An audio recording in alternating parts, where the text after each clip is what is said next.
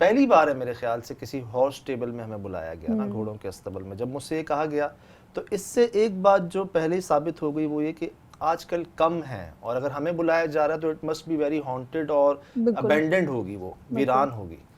मैं पहुंचा, हमारे बाईपास के पास एक फार्म हाउस है, उस ठीक फार्म है। हाउस से अटैच था कभी ये। अच्छा, फार्म हाउस में गया अंदर तो नॉर्मली जैसे होता है, उसके साथ दीवार है, दीवार के साथ ना जहाँ वो शुरू हो रहा है ना हॉर्स स्टेबल, वहाँ से वीरानियत शुरू हो रही है। सही। कोई गाड़ी जा नहीं सकती, रास्ता ही नहीं है, और जहाँ तक आप हद निगाह देखेंगे ना झाड़ियाँ उग गई हैं, जहाँ घोड़ों को शायद उनको वॉक कराई जाती होगी या उनका ख्याल रखा जाता होगा। अब बढ़ रहे हैं जी हम स्टेबल की तरफ।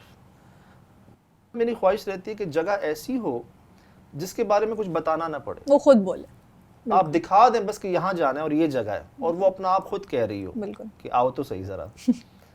अब हम शाम में गए हैं, देख रहे हैं, मैं कई बाड़ों में गया हूँ, भैंसों के, बकरियों के, इससे फ़र्क था, वाकई फ़र्क होता है उसमें ना, वो स्लोप भी बनी हुई थी, हाँ। और घोड़ों के मुंह निकालने की जगह भी थी।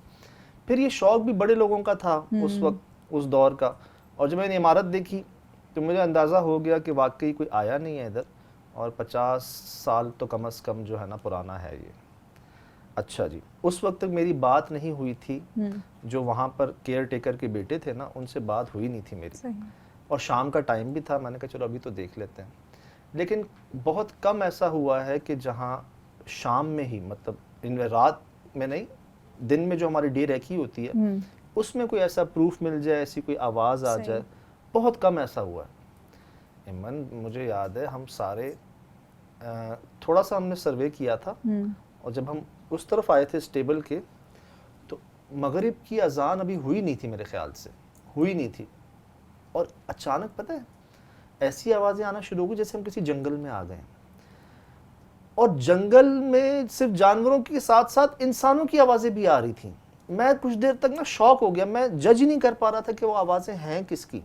जो मैंने सुनी थी उसमें भेड़िया था, गीदड़ अच्छा। था, कुत्ते थे, और साथ कोई इंसान भी थे।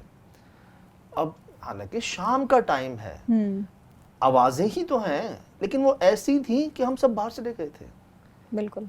एक बात है, इतने अरसे से हम कर रहे हैं, शाम का वक्त है, रात की इन्वेस्टिगेशन तो नहीं है, लेकिन वो आवाज़ें ही कुछ ऐसी थी ना कि हमारा ये एक्सेप्ट ही नहीं कर पा रहा था उसको कि ये है किस चीज़ की आवाज़। हम बाहर निकले, आवाज़ें गायब, और वो शुक्र है रिकॉर्ड हो गई। बिल्कुल। वो रिकॉर्ड हो गई शाम में ही।